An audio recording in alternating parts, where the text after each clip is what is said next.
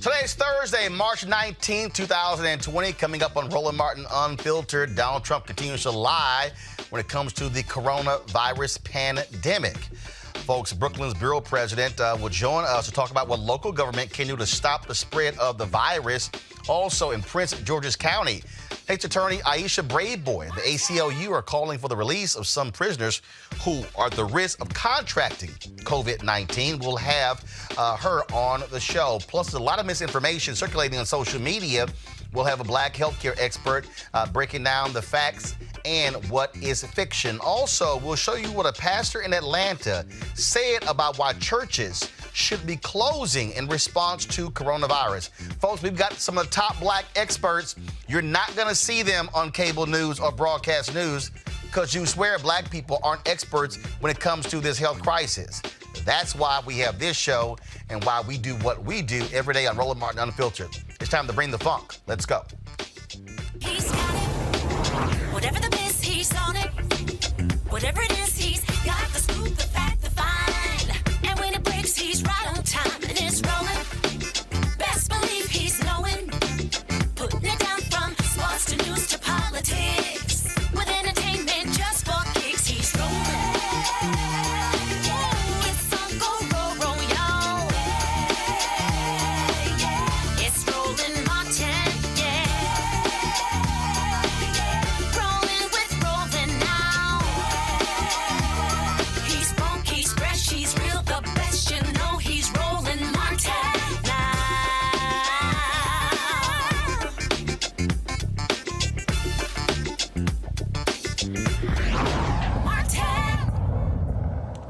As of today, 11,015 cases of coronavirus, COVID-19 in the United States. More than 2,700 cases were reported in the United States between Wednesday and Thursday morning. At least 164 patients have died. Now, of course, you have the White House who continues to say that they have been on top of this from the beginning. That's an absolute lie. Of course, there was a news conference that was held today, as they do every single day, where Donald Trump talked about the latest, and now he was focusing on praising this potential drug that could help when it comes to coronavirus. Here's part of today's news conference. The administration is working every day to protect American people and the American economy from the virus. Yesterday, I signed into law a critical support for American workers, families, and small businesses. It's a big thing. We're providing sick leave and family medical leave to those affected by the virus, and more help is on the way as we speak. Our entire team, headed by Secretary Mnuchin, is on the Hill. We're working with Democrats and Republicans, and there's a lot of goodwill going on. This was something that happened that was, some people would say, an act of God. I don't view it as an act of God. I would view it as something that just surprised the whole world. And if people would have known about it, it could have been stopped in place. It could have been stopped right where it came from, China. If we would have known about it, if they would have known about it. Actually, the first case was back in November, and you might recall, and we're going to actually show you a video of the timeline. So, guys, get that video ready. There's some folks who put together this timeline of a video of Donald Trump, again, showing you exactly why he did not see this as a big deal. Now, on March 19th, he wants to give this impression that he's been on top of this, and oh my God, we've been just doing this. But if you actually go back to January, you'll see how he has downplayed this and did not take it seriously. Watch this, y'all. We have it totally under control. It's one person coming in from China. We think we have it very well under control. We pretty much shut it down. Coming in from China. You know, in April, supposedly it dies with the hotter weather. When it gets warm, historically that has been able to kill the virus. People are getting better. They're all getting better. And the 15 within a couple of days is going to be down to close to zero. It's going to disappear. One day it's like a miracle. It will disappear and you'll be fine. They're going to have vaccines, I think, relatively soon. Not only the vaccines, but the therapies. Therapies is sort of another word for cure. We're talking about very small numbers in the United States. Our numbers are lower than just about anybody. It's really working out. And a lot of good things are going to happen. And we are responding with great speed and professionalism. It's going to go away. Yeah, no, I don't take responsibility at all. We're going to all be great. We're going to be so good.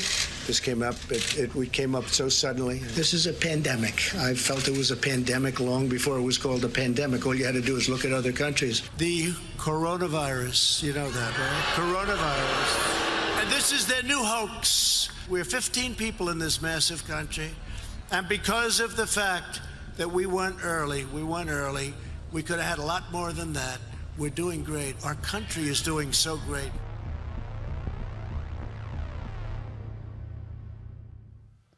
That's what happens when you lie, and then we have the video to show that you're lying. Now, all of a sudden, again, he wants to play a commander-in-chief. Now it says that we are on war footing as a result of what we're dealing with today. After this morning's news conference, he went over to FEMA, where there was a discussion with the Americans' governors, and he has been touting this particular drug that has been used for malaria.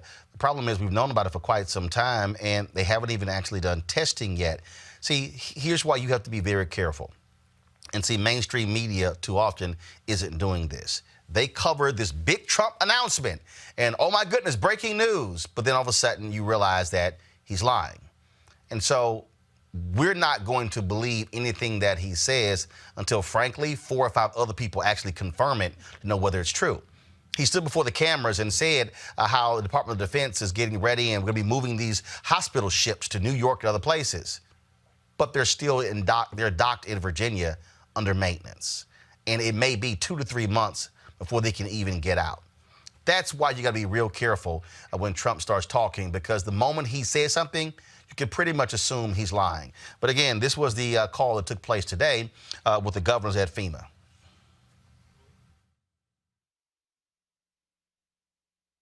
I don't want to get into no fights with pastors, but let me say this. Our mortgage here in our church is $100,000 a month.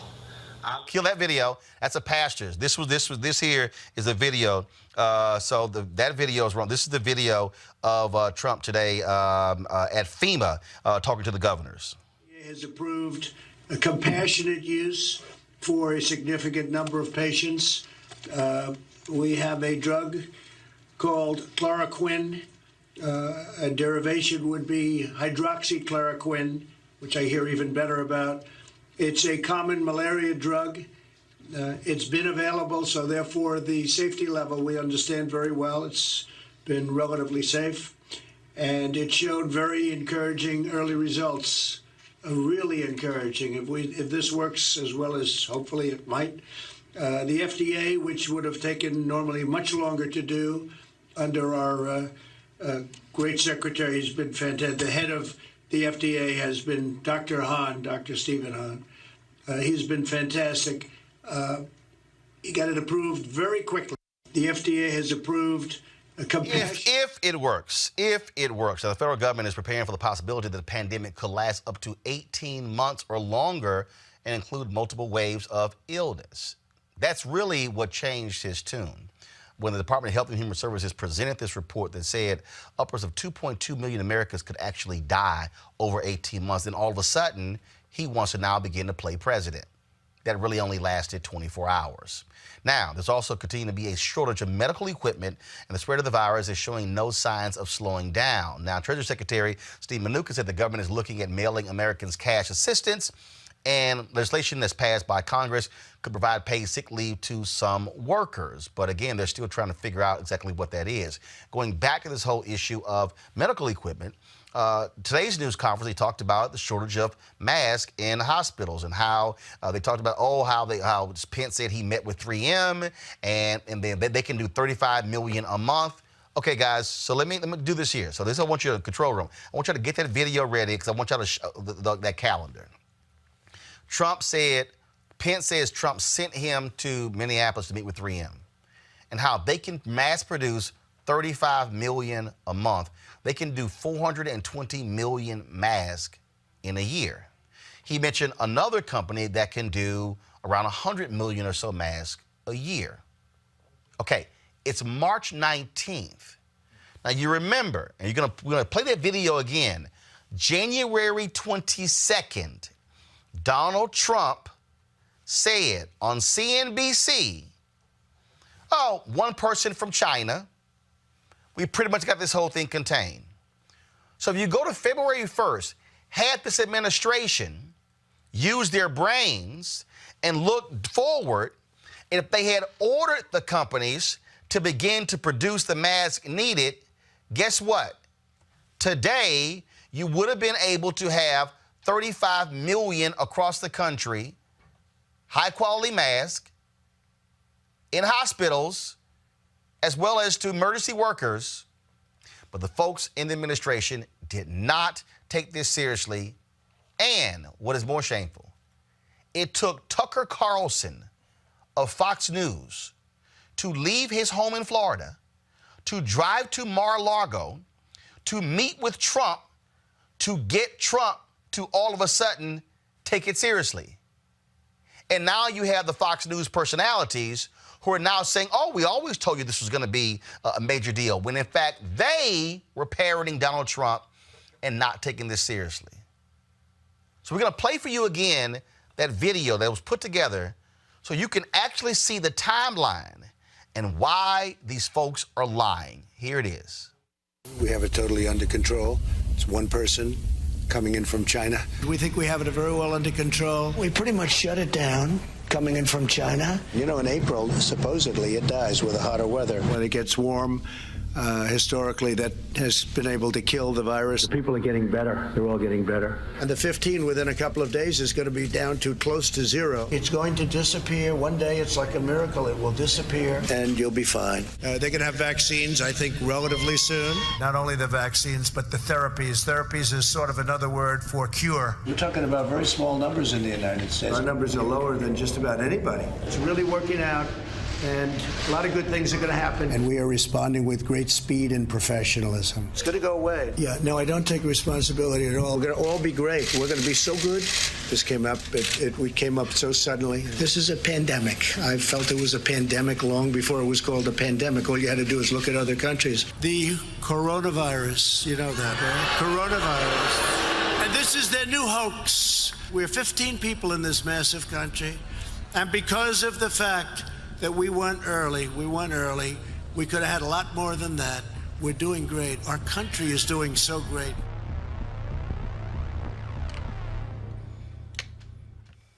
We had 15, now we have 11,000 in 15. In Italy, the death toll has risen to 3,405, overtaking China, of course, where all of this began. It is just unbelievable to what is happening here. Let's bring in our panel. Dr. Greg Carr is the chair of the Department of Afro-American Studies at Howard University. Reese Colbert, which one is it? Colbert.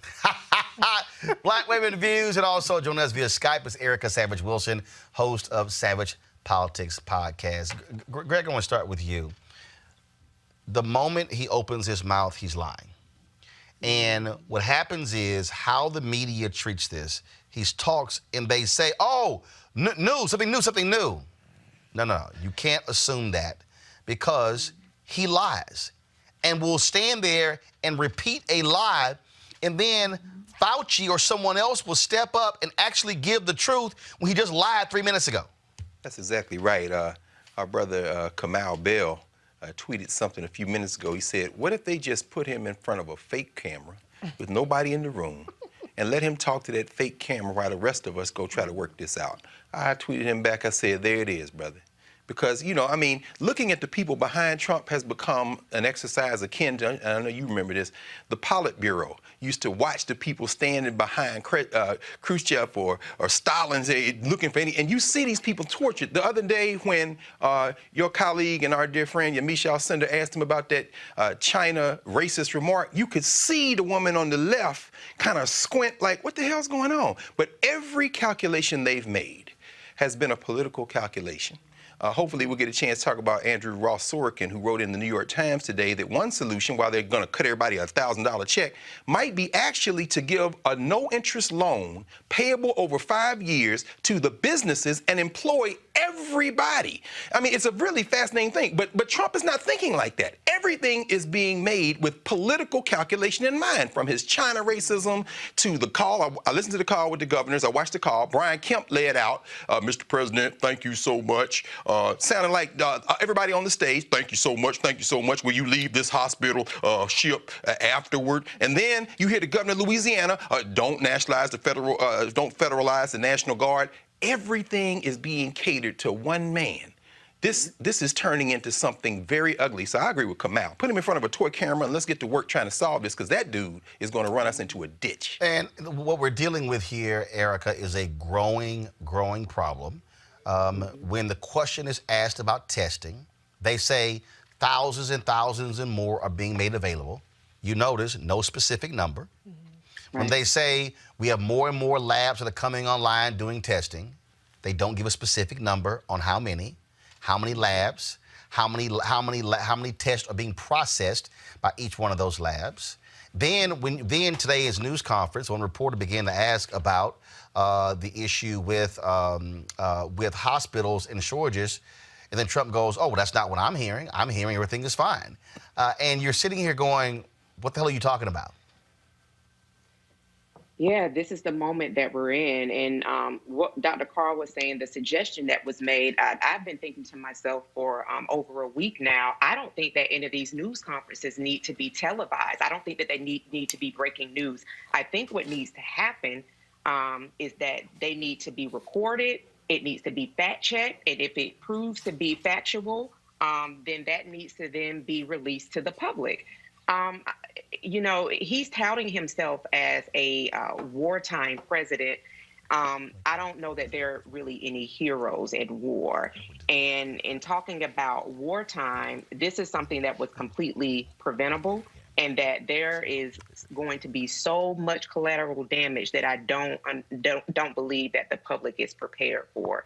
So now that we have governors essentially functioning as presidents of their own state, I'm really, really hopeful that people will begin to see the seriousness of what's happening, not only within the United States, but all across the globe, because it does impact each and every one of us. Reese, at the news conference today, Trump says, well, you know, these governors, they should be getting, you know, they should be going out and getting this equipment themselves, that you know, the federal government is not clerks.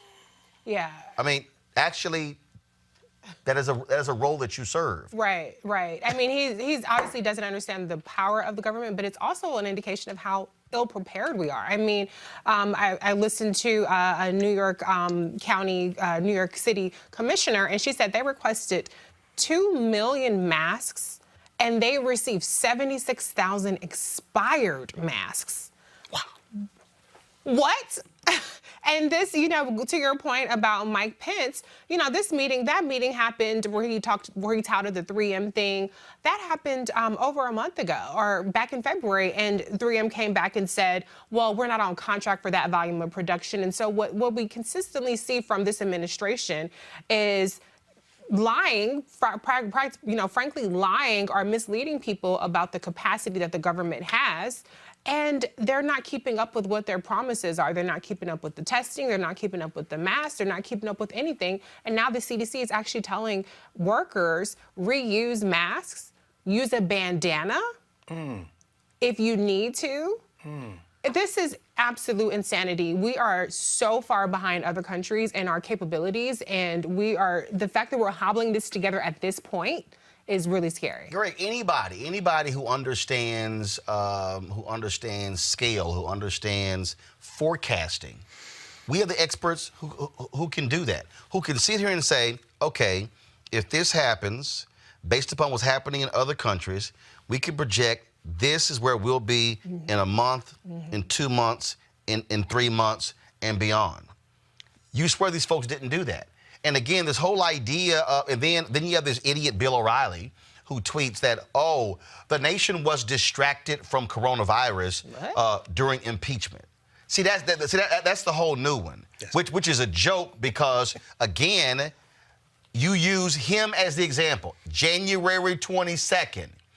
On one person. And then not now. I love this here. And I was sitting trying to think of the best analogy to do this. It's sort of like when every time he says, well, no one gives me credit because I stopped all travel from China, and had we not done that, it would be far worse. That's sort of the equivalent of a friend riding with you, and they gave you $10 for the gas in the car one time. Yes, sir. And every time they ride with you, they remind you, I gave you that $10 one time. You like, yes, sir. Oh, so you think that one thing you did is just makes up everything else? That's what you're dealing with here. Yeah. And then you have the people like, oh no, we should the Greg Gutfields of the world on Fox. Oh no, we should stop all this stuff and band together. No, not when this lying dude is standing at the news conference taking shots at everybody. That's right. He's taking shots at Governor Inslee in Washington State. That's right. Taking shots at Governor Cuomo. That's right. Taking shots at the governor in Michigan. He takes shots at, he stood yesterday, he said, Sleepy Joe Biden.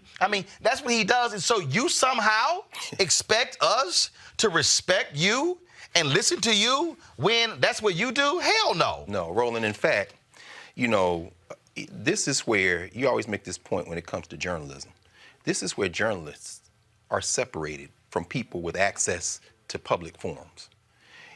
There has been so much good reporting in the last month in the Times and the Guardian, so many other places, and every night on this show, all you folks out there who have your young people now sequestered, all the school districts and every college in the country, you need to now be directing them as part of their curriculum to read the best information, to look for the best sources. Grandma, you may not be able to turn on a computer. Big Mama and them, Big Papa, get your child, get your teenager to now go surf the web and find this information. Why do I mention that? I was listening to Ayanna Pressley today, had a press conference with a doctor who explained very easily they're taking calls. This is happening all over the country. But we're dealing with disaster capitalism. Bottom feeders like the far right, race mongers, Fox News saying they're now going to provide free access to everyone because they see this as a moment to make gains. They are spreading disinformation. It's in the newspapers. The Times did an extensive report, for example, on the fact that the Obama administration ran a model of what would happen with a virus coming out of China, turned it over to the Trump administration, and many layers below the political appointments, under the Trump administration, they did a similar model. And guess who was getting the intel all the time? It's been leaked now. Somebody surreptitiously recorded Richard Burr in North Carolina at a conversation where he admitted as much because he's on the Senate Intel Committee. And guess what the paper just reported? This dude sold between $500,000 and $1.5 million worth of stock over the last month just before the thing cratered. He's insider trading on the information. They knew. And it's in the papers. It's on your show every night. Young people, turn off the Netflix or whatever y'all doing and inform yourselves and turn off Donald Trump because every decision they're making is a political decision. You talk about the folks who do this thing right, Erica. You look at Governor Andrew Cuomo today. He talked about mortgage relief for folks in New York. Here we go to my iPad. Here's what he had to say. So going to take a bold action, but a necessary action that offering 90-day relief on mortgage payments, waiving mortgage payments based on financial hardship. Meaning if you are not working, if you're working only part-time, we're going to have the banks and financial institutions waive mortgage payments for 90 days. That will be a real-life economic benefit. It will also be a stress reliever for many families.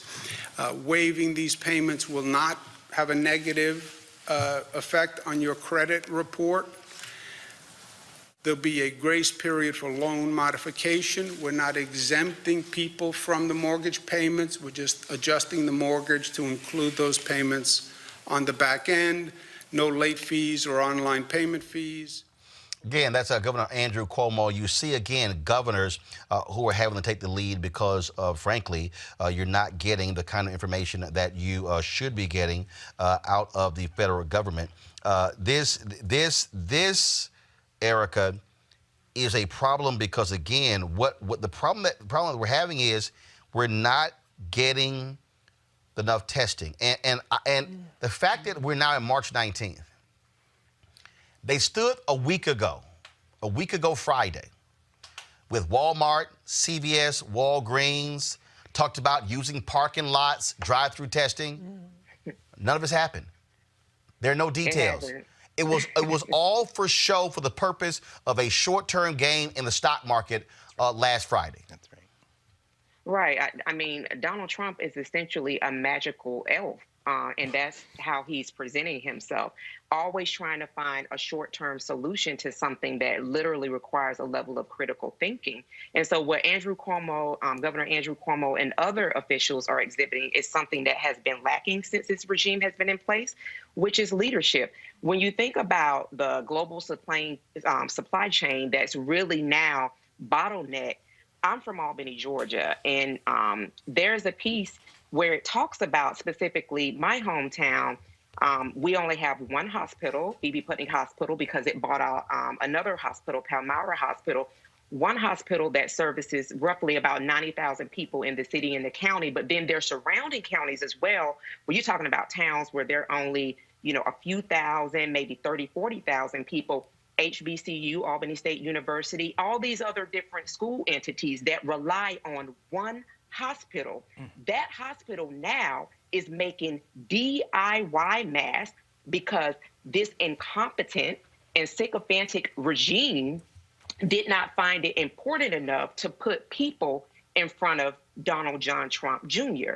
So, as we continue to absorb all of these things and the impact that it's having, you're seeing people then at the local and state level having to make disastrous decisions so that they can continue to serve people who may be impacted, but not, maybe or not impacted with coronavirus, but then also to protect themselves because they have families that they have to go to as well.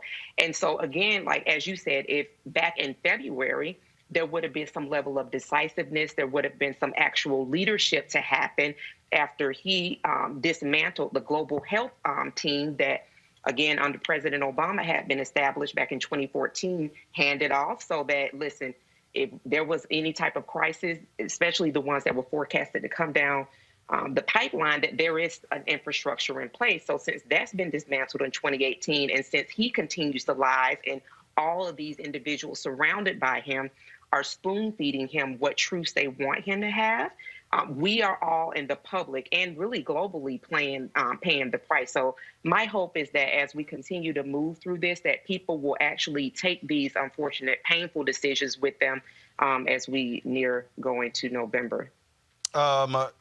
Greg talked about the story that Tim Mack did for NPR. Henry, go to my iPad. It says, intelligence chairman raised virus alarms weeks ago, secret recording shows. See if we could pull this audio up. I think the audio is playing, so. DOC.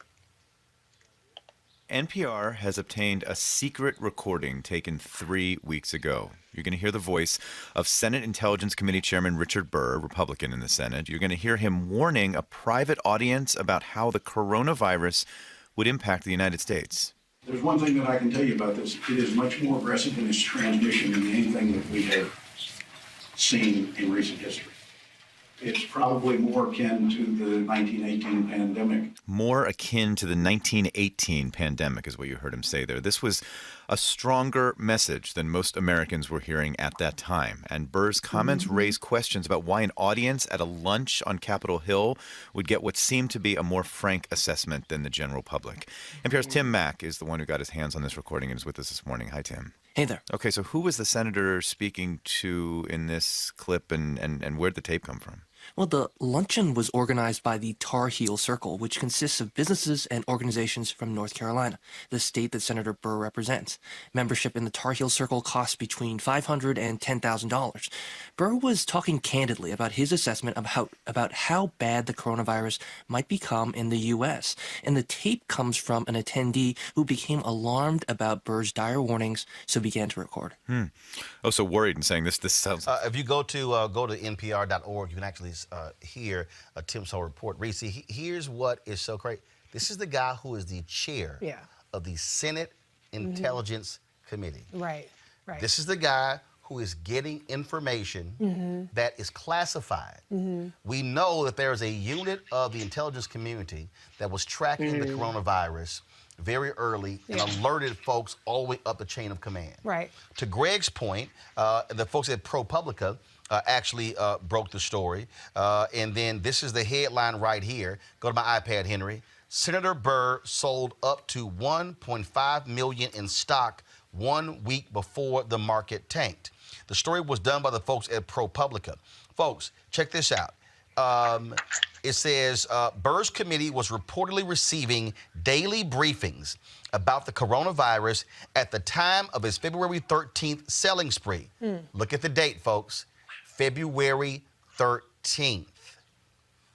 During which he sold off anywhere between $582,029 and $1.56 million worth of holdings.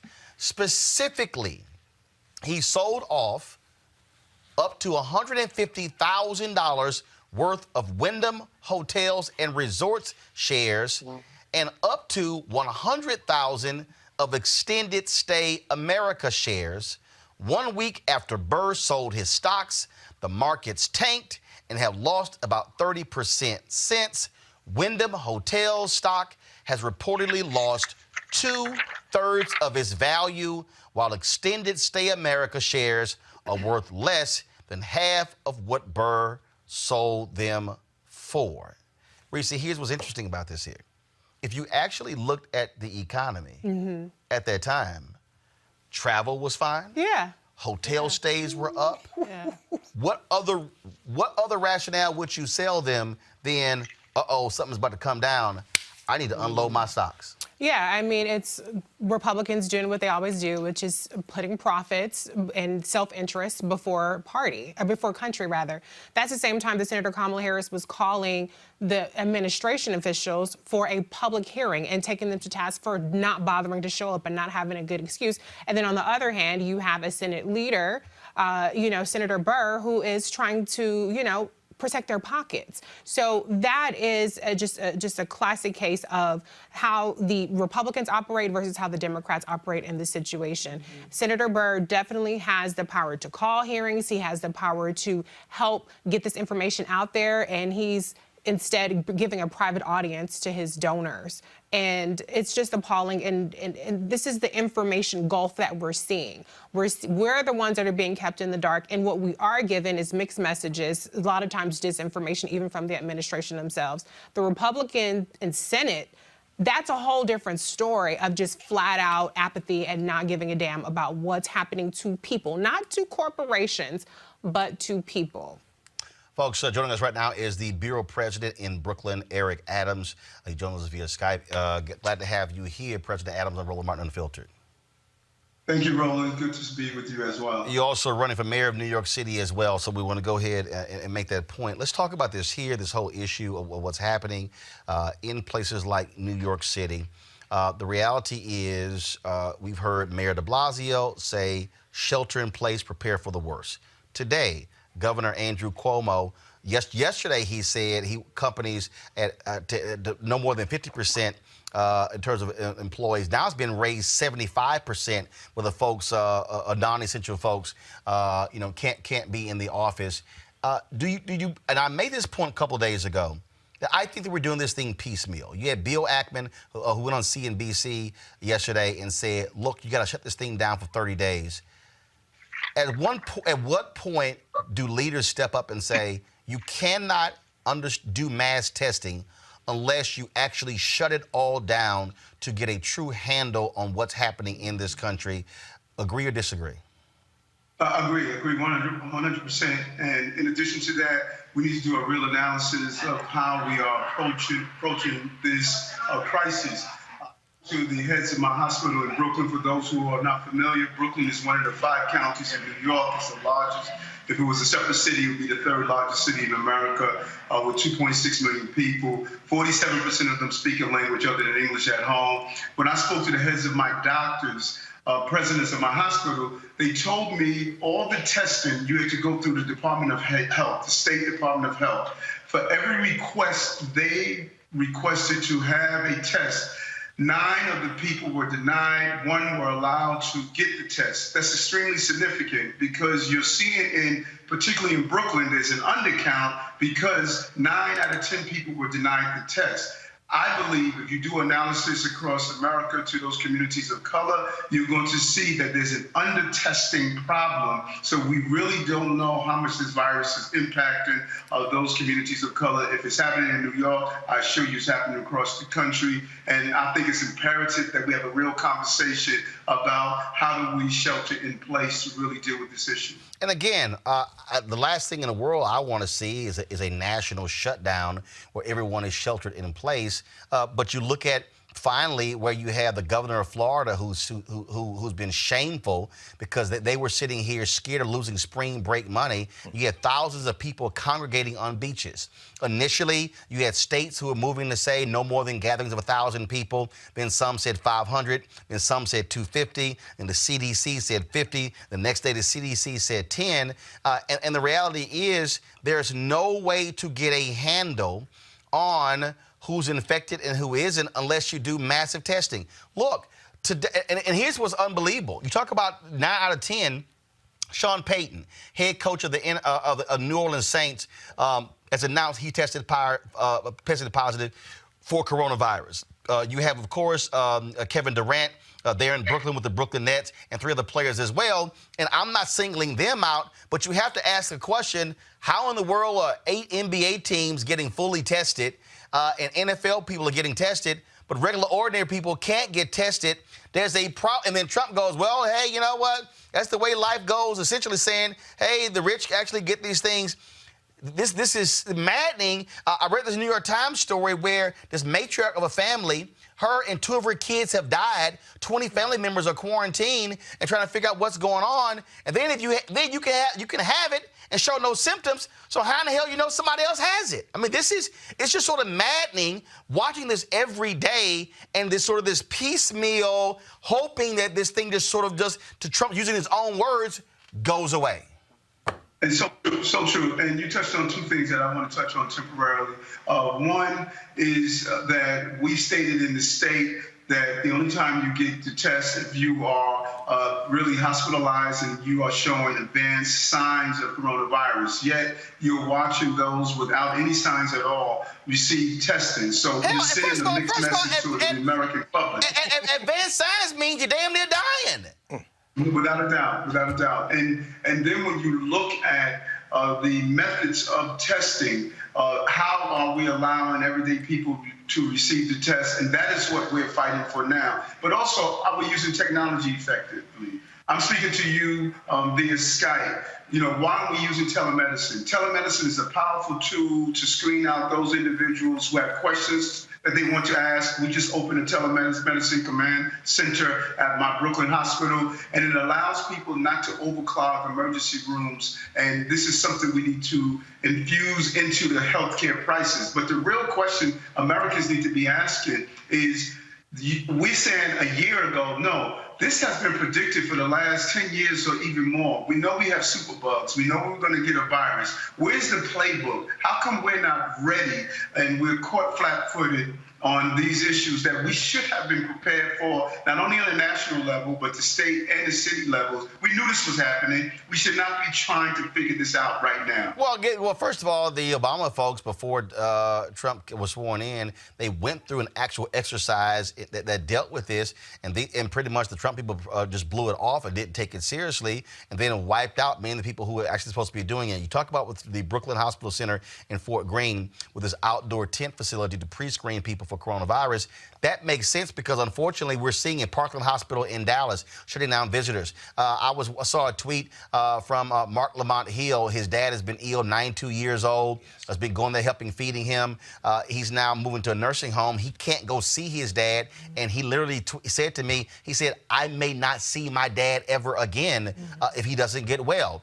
Eric Deggans, who's a media reporter for NPR, same thing. The hospital where his mom is ill had had him ordered all folks to leave. He detailed how he was caring for her and was staying on the nurses when it came to changing her IV bag, her saline solution bag, things along those lines. And so you got people who are saying, they got ill parents who are saying, because I can't even visit them now, I may not never see them again. And so with this tent that y'all have set up, so essentially explain to folks what it does. So is it pretty much that you still have the hospital that's operating, and then the people are not entering the actual hospital, they're going in this tent? It's so important because here's the problem that we're facing across the entire country. We're running out of emergency room beds, and we're running out of beds. And so what we set up here in Brooklyn is two things. Number one, we set up a command center for the telemedicine. This way we can stop people from coming to the hospital. Then we set up this tent here that's connected to our emergency room. We have a team of doctors and physicians and nurses who would actually pre-screen the patients to determine if they need to go inside the emergency room and be treated for coronavirus or any other illnesses. Because just because coronavirus has appeared, it doesn't mean other chronic diseases have disappeared. And so by filtering out those and using a triage method, we're allowed to treat those who are in real need and those who won't clog up the healthcare center. It's a great program. I was there this morning and watching the hundreds of people online. I saw the telemedicine center as well. All of our hospitals in our country must start looking towards telemedicine and looking towards how do we pre-screen people. This is obviously a continuing problem, and unfortunately, we are not seeing the kind of results. I do have to ask you this here. I saw one story. I saw several stories. How are you dealing with your employees? I saw a story that said that like 60 or 65 out of your employees have to come in, and you made a point that you said it was unfair to hourly workers compared to higher paid salaried workers. Explain that. And that's a great question.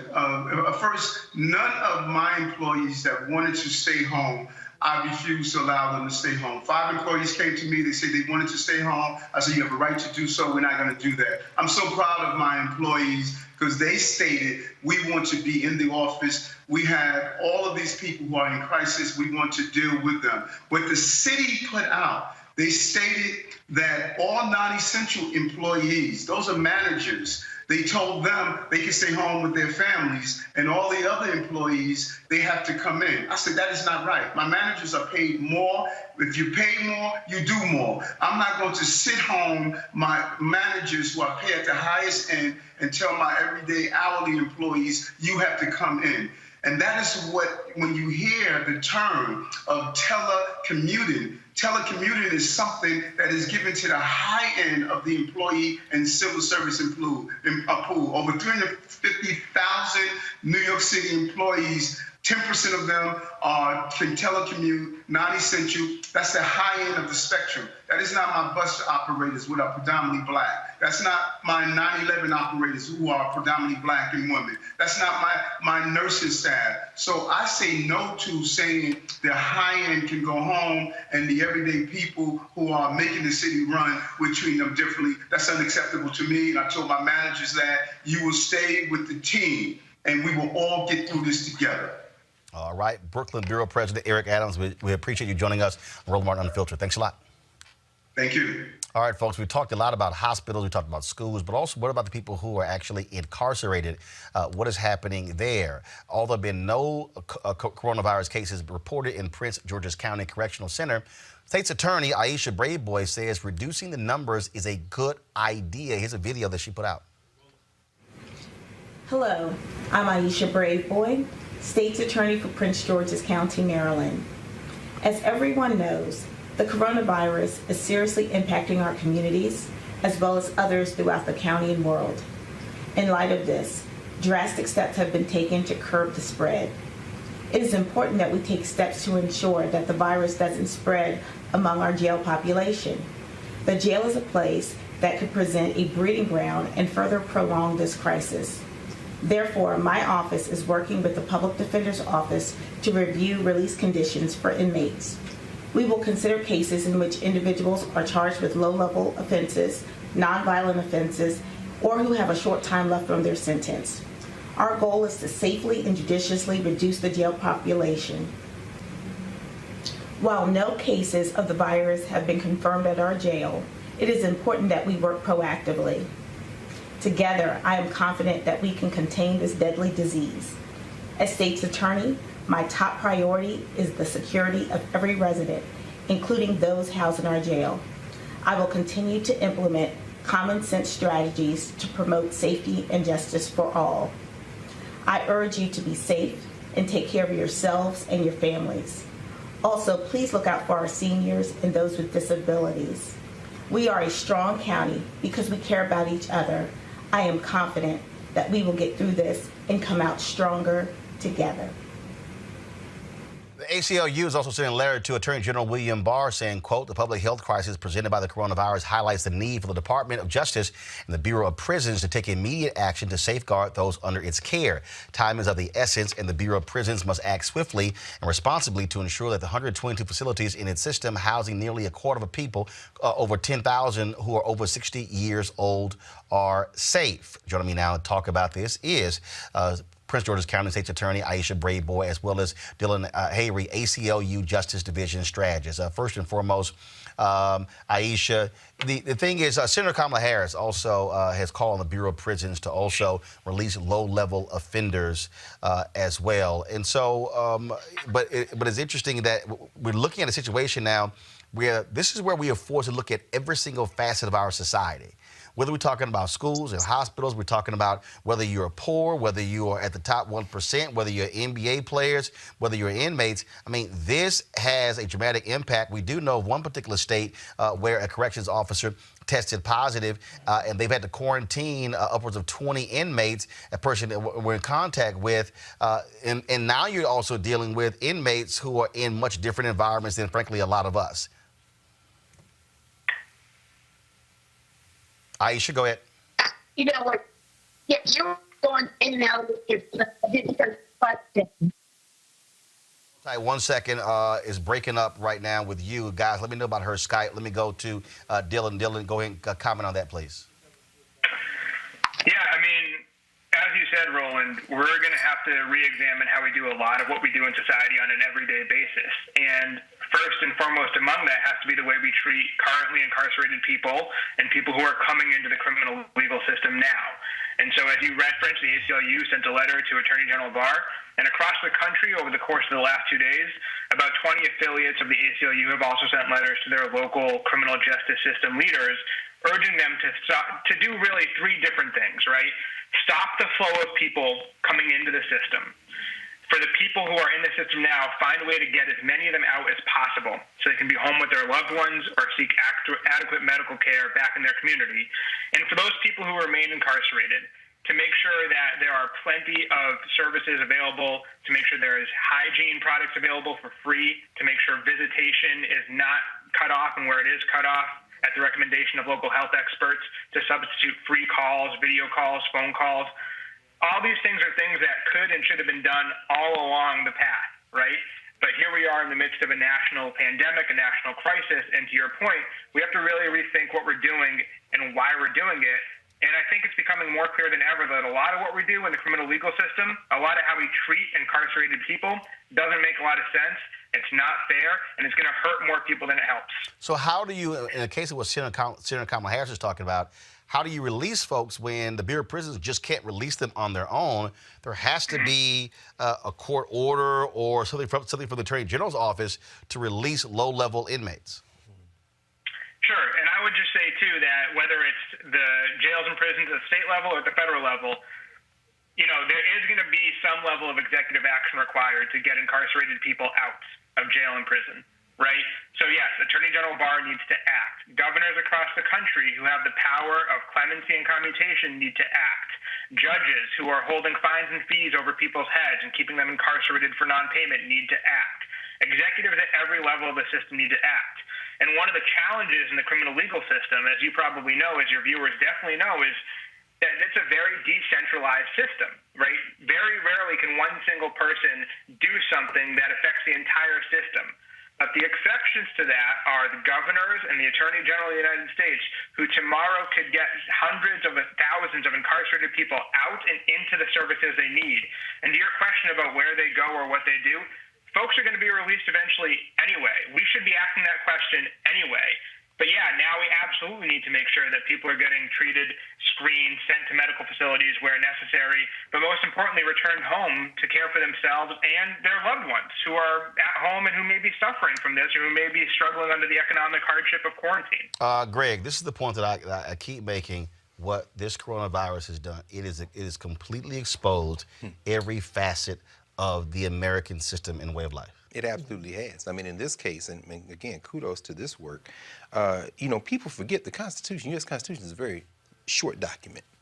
The 8th Amendment, preventing cruel and inhuman punishment, has been interpreted by judge-made law. There's no statutory reason for people to be treated a certain way. It's not written in stone, you have to treat prisoners this way. And everyone out there, think about this. Think of the burden that you feel being isolated in your house, in your apartment.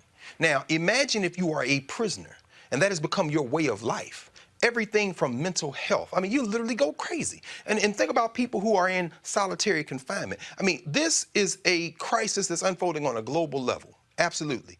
It is also a moment for us to be able to rethink everything that is being exposed in this system. Aisha, we have her back. Again, when we talk about most vulnerable, people just pretty much ignore those who are in prison. But the reality is this here. There are 2.3 million people in America who are in prison, 200,000 on the federal level. And so most of the people in prison in this country are in local, county, and state jails. Yeah, absolutely. There are about 723 inmates in our local county jail. And today, I went into court with my team as well as the Office of the Public Defender, and we were able to agree to the release of about 50 of those individuals today. And we are going to continue to review all of the inmates for potential release. So we're going to work overtime. Right now, our court is actually closed to the public, but I have a few members of my staff who are coming in really to ensure that this safe release initiative that we have undertaken is actually done and done well. So I'm very proud of the work that my office is doing, and I hope that other prosecutors will follow suit. When you talk about, again, moving forward, what we also have to deal with is also what is happening with people who, let's say, who still get in trouble. I know that Marilyn Mosby in Baltimore State's attorney has said, look, don't arrest people for some of these low-level crimes. Have you actually said the exact same thing? How are you dealing with that? Sure. Well, the truth is the police department and the state's attorney's office, we don't control the police department. So even if I were to say to the police department, don't, arrest for these reasons, they can still make those arrests. So what we're doing is once those arrests are made, my office will weigh in very quickly on conditions for release of those individuals so that they don't have prolonged stays in our jail, or they may not even be committed to the jail if we agree that that's someone who would otherwise be safe in the community. So I think we're trying to be responsible. We are also trying to recognize the fact that we, don't control what the police do, but we can do our part to ensure that those who are arrested for committing certain types of offenses don't have to be exposed to the inside of the jail. Dylan, last question for you before I let both of you go. Again, that's something that's important there. Again, how police are responding to this because, again, they can make decisions as to, okay, what's serious, what isn't. Stuff that you can let some stuff go. You can stop some folks and give them a warning as opposed to going through a system, because now you arrest somebody, now you're bringing them in contact. You don't know if they've been tested. They're in close proximity. Now they're going through a court system. And so now all of a sudden, the jails can become an incubator, if you will, of coronavirus. 100% correct. And to be blunt about it, police don't have any problem not enforcing certain things in white and wealthy communities across this country every single day. So they are making a choice every time they choose to put handcuffs on someone and bring them into a confined space. And we are urging, the ACLU sent a letter out to state affiliates that they're using to send letters to their local police departments to say, listen, stop arresting people for low-level offenses, and where you need to make an arrest, issue a citation in lieu of arrest. Do everything you can to minimize the risk that you are putting on people, and frankly, the risk you're putting on yourselves. If you bring someone into your department who may have COVID-19 but isn't symptomatic right now, you could be infecting an entire police department. And frankly, we are beginning to see some police departments begin to make better decisions here, and we're also beginning to see prosecutors and some judges make better decisions. But I would just echo what your panelist said earlier a minute ago. It is good to see relief happening across the country where it is. It is good to see some modicum of justice being instituted where it is, but it should remind you that that ability to deliver relief is a choice, which means that the willingness to harm and oppress was also a choice that was being made for a very, very long time. And hopefully this pandemic helps us, understand better what people are experiencing every day.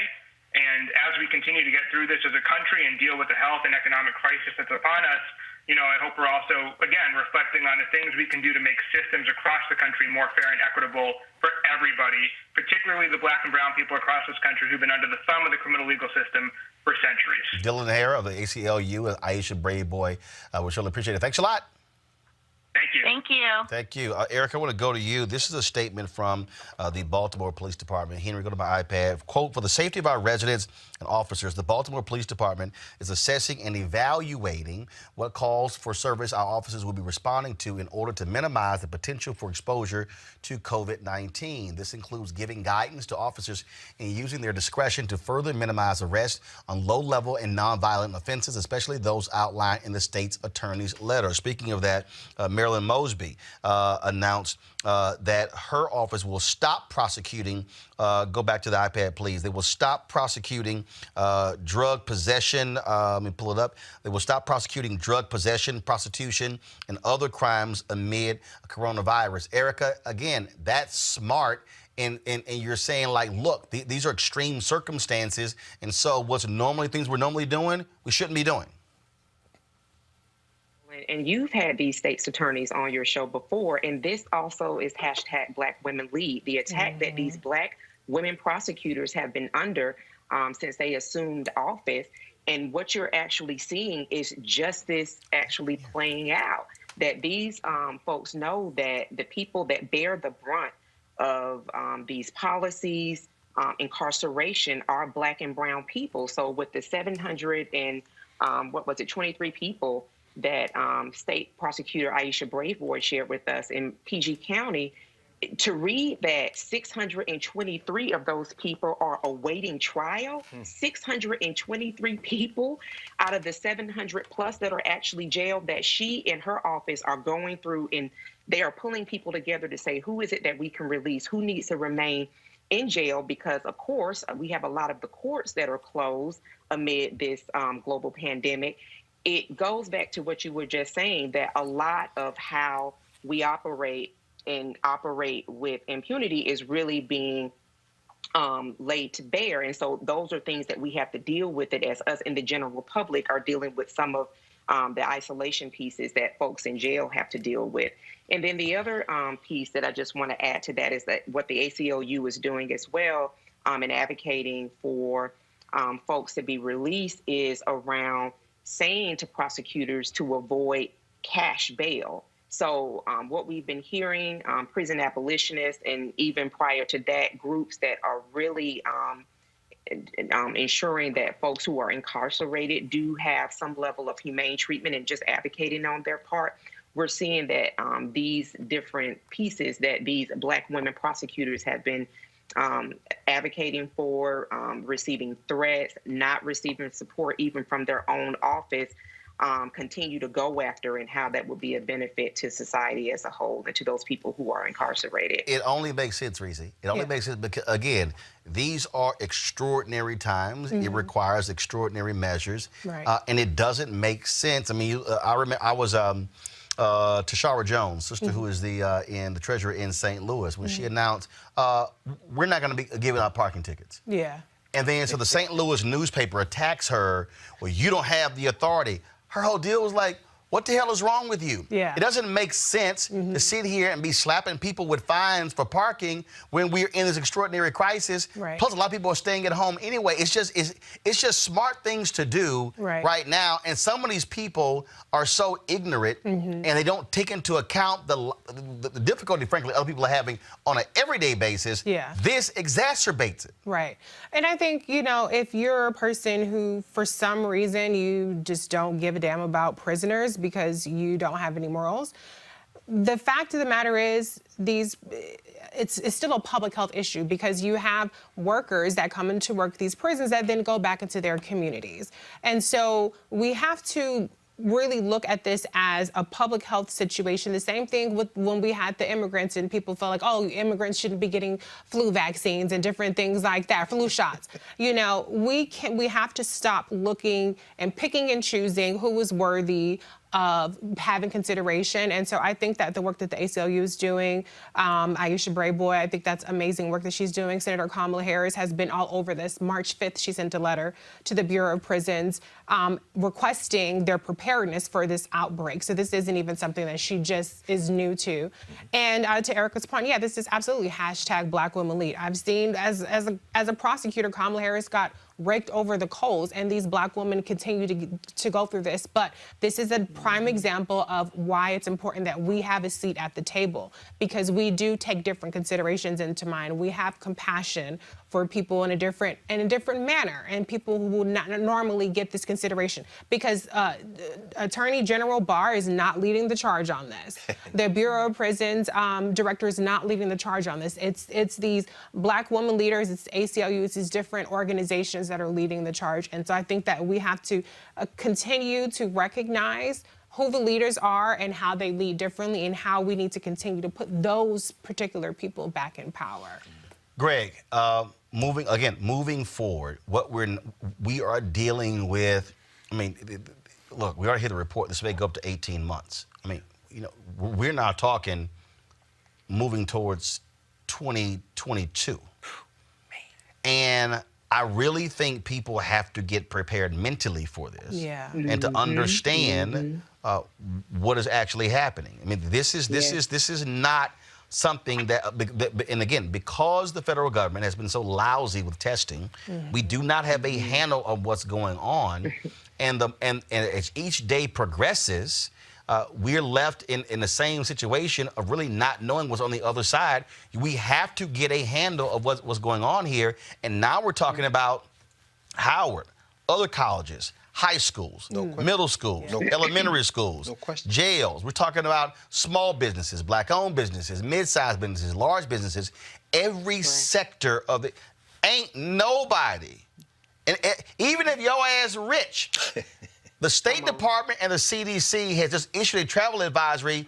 Do not leave the country. Yes, sir. Right. Yes, sir. You can have your private. Wait a minute. You can have your private jet all you want to, but you can't. I mean, look. And countries don't want us either. No. I'm just saying. I mean, what Canada's doing, and so this thing, I don't just believe people are really taking into account. No.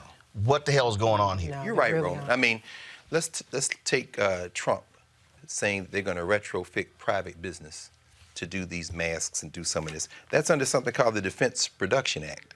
That was an act that was passed by the federal government during the Korean War. And signs it, but then goes, I don't want to use it.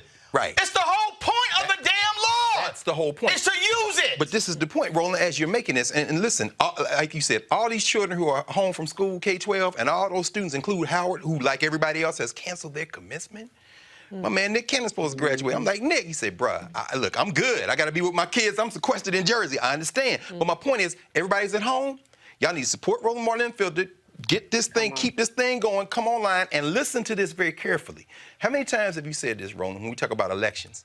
There's no federal election. There are 50 state elections. The United States of America, civics lessons, K-12 and college, there is no such thing called the United States of America as one concept. There are 50 different states and municipalities within those states, and then there's a federal government, and you pay taxes. So watch this. The Fed cuts the rate to 0. The Fed is not the federal government. The money is in the banks. So now what you're saying is, what is the role of the federal government? The role of the federal government is to enhance the life quality and protect the 50 states. So what we're watching, what people don't understand is, at any moment, you can do that taking measures that are only the federal government's to take, like that defense production line, like the fact that Mitt Romney and everybody else saying, well, give everybody $1,000. And then they pass a bill. Then they pass another bill. Now they're talking about passing yet another bill. And where you have Elizabeth Warren and Ayanna Pressley and them are saying, and put loan forgiveness in it. They can do that. But this is the point I want to end with, Roland, to your point you're raising. Again, this Andrew Ross Sorkin thing really is very interesting. Today's New York Times finance page, he says, the government could offer every American business, large and small, and every self-employed and gig worker a no-interest bridge loan guaranteed for the duration of the crisis to be paid back over a 5-year period. The only condition of the loan to businesses would be that the companies continue to employ at least 90% of their workforce at the same wage that they did before the crisis. When we heard President Adams from the People's Republic of Brooklyn, when we heard him say he's not going to let his manager class work from home, and these folks, like the people who are cleaning Howard's campus right now and cleaning Georgetown's campus right now and UCLA, where I'm going to be teaching from home with technology and partnering with these black bookstores like Sankofa and Esselwan to upload content because they could go out of business. People wiping the tables and the floor, they got to go to work. The government could right now, this is what Sorkin is saying, it might cost us several $1 trillion, but it would be backed by the full faith and credit of the United States federal government. You could give businesses money to keep everybody employed and say you pay this back over 5 years, but the condition is you've got to keep everybody employed and relieve that burden. But that will require this to be a nation. And it is not a nation. Right. You've got to think like that. And at the state level, Cuomo could try it. The governor of Texas could try it. Larry Hogan could try it. But unless the federal government does this, and you're right, Roland, we're not thinking that way. I'm going to pick up on that. First of all, we're going to come out. We're going to go to a break. And look, a lot of y'all always leave on YouTube and Facebook when we go to a break. But we go to a break for a reason, to reset. We got a guest coming up because we want to deal with this disinformation that's out there that too many people are sharing, especially a lot of black people are sharing. But after that conversation, we're gonna pick this up because the details have now come in terms of what the Senate is proposing. In terms of money to taxpayers, but also corporation tax cuts. I'm going to unpack this thing, and there are a lot of people out there who are saying, well, why isn't Nancy Pelosi, why isn't Schumer signing on to this? The devil's in the details. And we're going to break some of that down when we come back on Roland Martin Unfiltered. Back in a moment. You want to support Roland Martin Unfiltered? Be sure to join our Bring the Funk fan club. Every dollar that you give to us supports our daily digital show. There's only one daily digital show out here that keeps it black and keep it real as Roland Martin Unfiltered. Support the Roland Martin Unfiltered daily digital show by going to RolandMartinUnfiltered.com.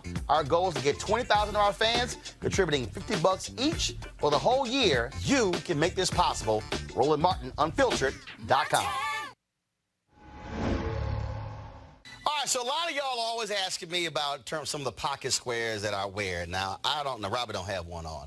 Now, I don't particularly like the white pocket squares. I don't like even the silk ones. And so I was reading GQ magazine a number of years ago, and I saw this guy who had this pocket square here, and it looks like a flower. This is called a shibori pocket square. This is how the Japanese manipulate the fabric to create this sort of flower effect. So I'm going to take it out and then place it in my hand so you see what it looks like. And I said, man, this is pretty cool. And so I tracked down, it took me a year to find a company that did it.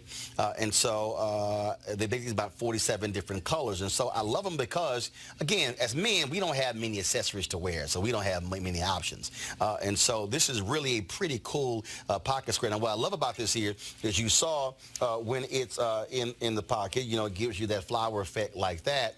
But if I wanted to also, unlike other, because if I flip it and turn it over, it actually gives me a different type of texture. And so therefore it gives me a different look. So there you go. So if you actually want to get one of these shibori pocket squares, we have them in 47 different colors.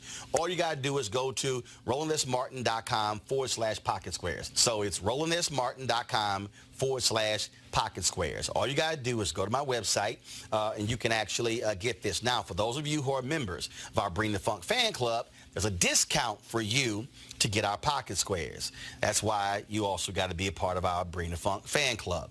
And so that's what we want you to do. And so it's pretty cool. So if you want to jazz your look up, you can do that. In addition, y'all see me with some of the feather pocket squares. My sister, who's a designer, she actually makes these. They're all custom made. So when you also go to the website, you can also order one of the customized feather pocket squares right there at rolandsmartin.com/pocket squares. So please do so. And of course, that goes to support the show. And again, if you're a Bring the Funk fan club member, you get a discount.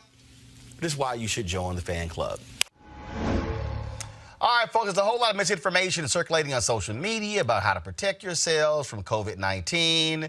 You got these people walking around, wrapping themselves in trash bags, going to grocery stores. I don't know what the hell. Some people talking about you can eat garlic to prevent infections. All right, joining us right now is Dr. Sadrina Calder, a board-certified preventative health physician. Doc, how you doing? Hi, how are you? I'm doing great. All right, so you hearing a lot of this crazy stuff out here, and then you got people who coming up with their grandmother, grandmama, granddaddy, back in the day remedies, all this sort of stuff like this here. In fact, I had a tweet a little bit earlier. Even Trump, all the lying that he did about this particular drug, in fact, he stood before the cameras and said that the FDA approved it. That was actually a lie. FDA did not approve it. They're still sitting here. Again, here it is. The FDA has issued a statement clarifying the chloroquine situation. Trump wrongly said the anti-malaria drug was approved for coronavirus. The FDA statement says there is no approved coronavirus treatment. And so what are some of the crazy stuff that you're hearing out there as well? So I'm hearing a lot of misinformation just across the board, all over social media, probably on a daily basis. One of the first things I heard was that Black people couldn't get the coronavirus. That's a lie. And that, exactly. I mean, we've already seen a few NBA players that have been diagnosed with it, Idris Elba, etc. So, yes, that is definitely a myth. I don't know how we came up with that, but the coronavirus does not discriminate against anyone. So, all right. Another myth. I'm sorry. No, go ahead. Another myth is that antibiotics can treat it. That's completely incorrect. So this is a virus that we're dealing with. Antibiotics are used to treat bacterial infections. So that's definitely not true. Okay, so what about all these people who again, like we showed these fools who were spraying their kids with I'm sorry, you can't spray your kids with Purell and think that that's going to ward off coronavirus. I agree. Dousing yourself in disinfectants is not the appropriate way to prevent getting the disease. You can actually be doing harm to yourself. Those are chemicals that you're putting on your skin and potentially inhaling into your lungs. So this is not something that we recommend at all. We continue to recommend the same preventive measures that we've been pushing: social distancing, washing your hands, avoiding sick contacts. If you're sick, keeping yourself away from everyone else and at home, covering your nose and your mouth when you cough and sneeze. Those are the types of things that you can do to properly prevent it. What about this? Okay, so first, is there anything that we can do to fortify our immune system that would keep us strong? So even if someone does contract it, you still have a strong enough immune system. Anything we should be taking? So there's nothing that you can do in terms of boosting your immune system to prevent it from happening, but you can kind of continue to maintain a healthy immune system if you do have one. And that's just by eating a proper diet. So you want to eat enough protein, healthy sources of carbohydrates, healthy fats, get enough sleep. That's a big thing. Getting at least 7 to 9 hours of sleep per night. Exercise. 7 to 9? Yes.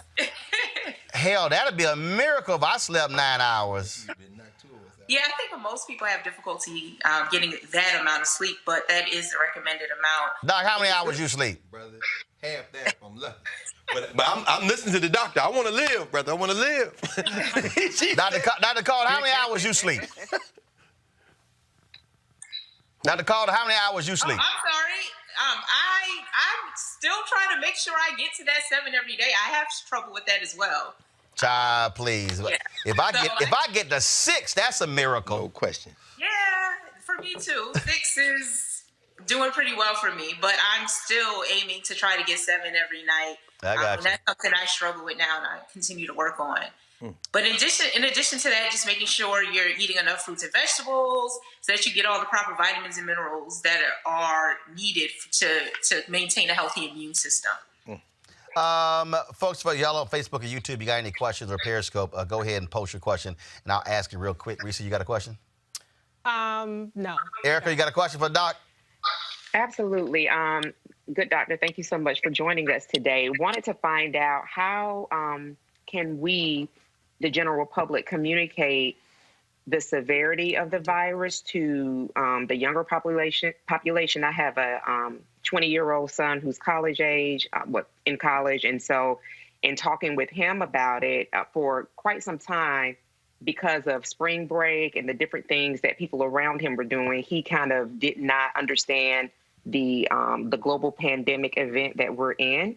So in this hour, how do we kind of move forward and not have to, I guess, maybe have as many conversations to really kind of make it understood to them that this virus impacts everyone of every age demographic?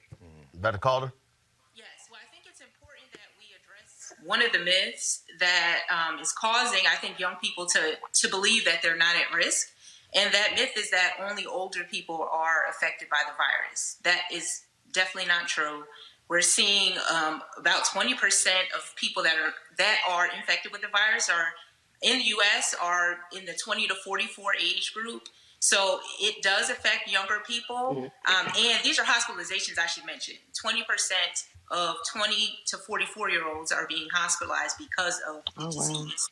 And what young people, I think, don't understand is while they may not be at higher risk for severe illness if they're healthy, or death, not as high risk as 65-year and older individuals, they are at risk to pass the disease along to people who are unable to deal with it.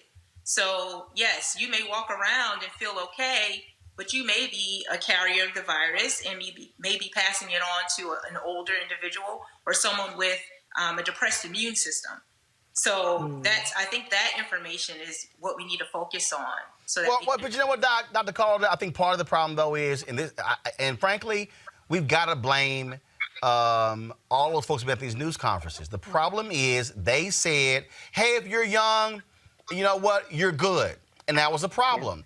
Now, all of a sudden, we're seeing these cases of 20 people who are 20, who are 25, who are 28, who are 30. In fact, almost 30% of the people who have been infected with coronavirus of the CDC study between 20 and 44, 29% of them between the ages of 20 and 44.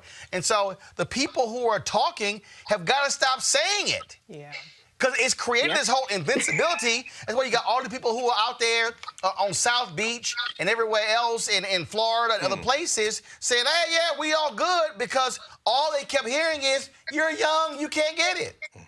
Right. Absolutely, absolutely. I think that is information that we need to really stop saying and stop putting out there at this point, because so many people are being infected with the virus. It's spreading everywhere. It's spreading very rapidly. I think initially the reasoning behind that was to not cause too much fear and hysteria. So I think they wanted to emphasize the fact that about 80% of people that are infected with the virus have a mild or moderate type of illness. But I think at this point, what we need to emphasize is that it can affect people of all ages, including children, and it can be passed on to people who may have severe illness if they were to catch the virus, or who may, have a higher risk of death. So I think that's what we need to now focus on, because it's now in all 50 states, and it's every day the numbers are just going up and up and up. So. Dr. Calder, one of the biggest things that people used to kind of dismiss it is they say that this is just like the flu. And, plenty people get the flu every year, plenty people die from the flu every year. Why is this even a big deal? Can you kind of address that a little bit? Of course. So I know, people do tend to compare this to the flu. I think one of the differences between this disease that we're dealing with and the flu is that this virus seems to spread a lot easier than the flu from what we're seeing. And that could be due to a number of reasons. One of the reasons is because we do have a vaccine for the flu. And while everyone does not get that vaccine, a number of people do. So that helps to keep it from spreading the way we're seeing COVID-19 spread. So I think that's one of the reasons. So because we don't have a vaccine, because at this point we don't have a treatment, that goes to show that at this current moment, this virus, this disease is more detrimental, I think, to the public than the flu is. Can you also, one more thing, I saw, on social media, there are various athletes and famous people who have been, who've tested positive even though they don't have symptoms. And so some of the comments that I've read within those is that people, well, how will why are you even being tested if you don't have any symptoms, or these people are lying, they're being paid to say this. Can you just kind of address kind of people who think that, well, because these people aren't symptomatic and they're positive and they appear to be doing fine, that there's some sort of hoax going on? Okay, so yes. Well, first of all, there's an incubation period for the virus. It's anywhere from about 2 to 14 days from what we can tell. So you can potentially have the virus for up to 2 weeks without any symptoms. That's number one. So if someone were to test you, you could be positive and maybe just asymptomatic at that point. Secondly, some people are being tested who may have had a contact with a positive. And while they don't have symptoms at the time, they were in contact with someone else who was positive. So just because that person tests positive and they were tested, but they hadn't developed any symptoms prior to testing, that doesn't mean that this is a hoax. It's very possible, and it makes absolute sense. All right, Dr. Sadrina Calder, we certainly appreciate it. Thanks a lot. Thank you. All right, let's talk about, again, folks, this whole economic piece. We were discussing that before. Details are in where what Senate Republicans, first of all, what they've done is they've negotiated among themselves, and then now they're going to go over to now meet with Democrats on this whole deal. And then what they are proposing is, I'm going to pull up in a second, folks. They are proposing, this is a story that's in Politico, and it's $1 trillion economic package. We're trying to bring it up here. It's a little slow. $1 trillion economic package, $1,200 in terms of cash payments going out to folks. Not sure why this thing is moving a little bit so slow, so I'm going to try to do it on a different iPad here.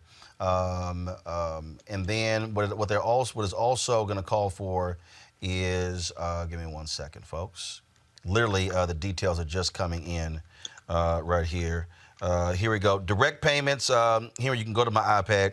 The centerpiece of the Senate Republican proposal, crafted with support from the White House, direct payments to qualified Americans of up to $1,200. Married couples could get $2,400. Taxpayers who earn more than $75,000 annually will begin to see payments reduced by $5 for every $100 they earn over the $75 threshold, with those who make more than $99,000 getting nothing. Families with children would get $500 per child. Now, the GOP plan also outlines provisions to give small businesses federally guaranteed loans, moving the income tax filing deadline from April 15th to July 15th, and that's one of the idea as well. Provide numerous tax cuts for corporations and financial support for hard-hit industries such as airlines. So let's unpack this. I got a problem, if you will, and here's the deal. To me, I think, Greg, before you give any corporation a tax cut, as Mark Cuban said, you got to factor in all of those people who did those stock buyback, who took all that cash and did the stock buyback, which helped their investors, did not help the employees, that's right, help their investors. I think you got to deal with that. And also, you have to deal with the likes of a Boeing And also, a story came in. So Nikki Haley, eyeing the White House, has resigned from the Boeing board of directors, saying that because she opposes a government bailout. She has a philosophical difference with that. You're eyeing a run for office one day because you want to be able to say, I oppose that. But that's what we're dealing with. But take a Boeing. They want $60 billion. And it's like, no, Boeing, your problems were caused by your 737 MAX. That's what your problems were. This simply exacerbates your problem. I'm sorry. Federal government should not be bailing out Boeing because they screwed up. That's right. Mitch McConnell, a titan of cowardice, invisible until today, gets together with his crew of thieves and proposes this. Look, first of all, $1,200 checks, that's politics. They're giving out cash. Now what you going to do next month when the rent is due? And the governors are saying, like Cuomo, you got to suspend these payments, these mortgage payments and these rent. What you going to do the month after that? Again, I go back to Sorkin's point. If you're serious about this national economy, then you give small businesses interest-free loans they can pay back over 5 years on the condition they don't let anyone go. Why? Does somebody want $1,200 in a check, or do they want to keep their job? You've got to think differently. This little money here is and meanwhile, you use this opportunity, whether Naomi Klein calls it disaster capitalism, you use this opportunity to raid the public treasury and pay your friends. That's what McConnell and them been sitting back trying to figure out. How are we going to steal some more money? But here's where the thing is going to go off the rails. Once you've given those checks out and you've demonstrated that you can do that, now what you're going to do? Because 2 months from now, as you said, you're talking 2022. That's not sustainable. There's another way to do it that may even cause you to spend more money, but that ultimately will restore, not only restore, it might establish for the first time in this country a unified economic philosophy that could guide. Because guess what? This has been a socialist country from the beginning when it comes to corporate payments when they're in trouble. And it's a capitalist country when they come to divide up the profits. If McConnell and them do this, the Democrats may be forced to go along because they want people to have some relief, but ultimately, this may finally take the United States of America over the edge. Here's a item Adam Sir posted this year. Congresswoman Katie Porter, Reese. This is what she said. She said the Speaker wants to explore refundable tax credits as a tool to help. First of all, that's bullshit because most people don't even, this whole issue with tax credits, I'm sorry. That's right. Porter says that is too slow in my opinion. We need to get actual cash assistance to American families right now. Many of them are going to see paycheck cuts or lost jobs entirely. I've been calling, along with Mitt Romney, for an immediate cash stimulus. I shouldn't say stimulus because I really don't think it's a stimulus. It's a $1,000 cash payment to stabilize American households, to be delivered before that crucial first of the month, April 1st, when so many people's bills become due. And then, of course, Trump has said he supports it as well. And what's interesting here is that Democrats are about to be in a conundrum because you have Democrats who are trying to hold the line.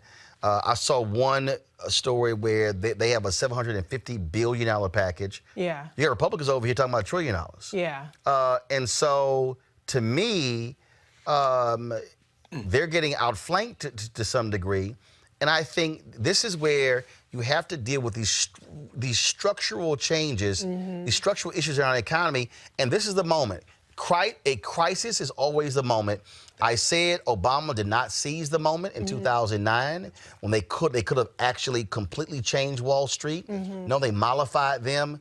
This is a moment where they have to be thinking about this not from a short-term standpoint, but long-term standpoint. Your thoughts? But that's a very challenging thing because at the end of the day, Americans are. They hop on to what's shiny, right? So it's a $1,000 payment. There was a big flap yesterday because Senator Kamala Harris talked about her LIFT Act, which is $500 a month tax credit every month. So that's $6,000. Mitt Romney is saying a one-time $1,000 payment. People are like, she's to the right of Mitt Romney. So people just don't really get the difference between a permanent investment and the people that need it versus a one-time quick fix. And so it's really, really, really, really hard to win a substantive messaging war. It's a lot easier to win a headline, everybody gets $1,000 versus, well, we're going to give you paid sick family leave. We're going to make sure that you have health care. We're going to shore up unemployment insurance. We're going to, give small business loans. That's a list. That's a bulleted point list. And people will just want the headline. And so that's the real challenge that that the Democrats have is substantively and policy-wise, they have better, more tangible, more permanent solutions to the crisis that we have. But Americans are hearing $1,000. Now, they're going to complain about that, too. Because as soon as they get $1,000, it's going to be, well, this isn't enough, da-da-da-da-da-da. But when you... And it won't be enough. And it's not. It's a legitimate point, but they're winning the messaging war as Republicans always. But, Erica, what I don't understand is if you're a Democrat or you're a Republican and you're having these conversations about $1 trillion plan, please explain to me how hard is it to say, we're about to wipe, as a part of this deal, we're going to wipe out student loan debt. Yes. And that is for every individual up to, who has student loans up to, May 2020, we're going to do a complete forgiveness of student loans. Okay? First of all, if you are spending $200,000, $300,000, $400,000, $500,000, $600,000, $700,000, $800,000 a month paying back your loans, that's an immediate economic stimulus. That's right. All right? And here's a piece with that. You're not going out and increasing your debt. No, you're simply forgiving those student loans. That's now up to about $1.5 trillion. Okay? To me, I think you do that. Also, this notion of a $1,000 check or $2,000 check, that's 1 month. Okay? You have to be thinking about this in terms of a $1,000 check for the next three months. And to me, it's going to be 3 months, okay? So it should be April, May, June.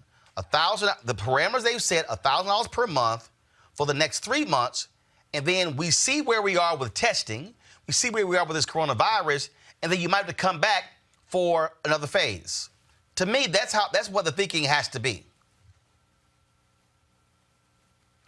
Conversation, that's not what happens. Thinking about when Trump actually began to take this seriously, it was when the stock market began to plunge and the recovery was not even happening with the halts.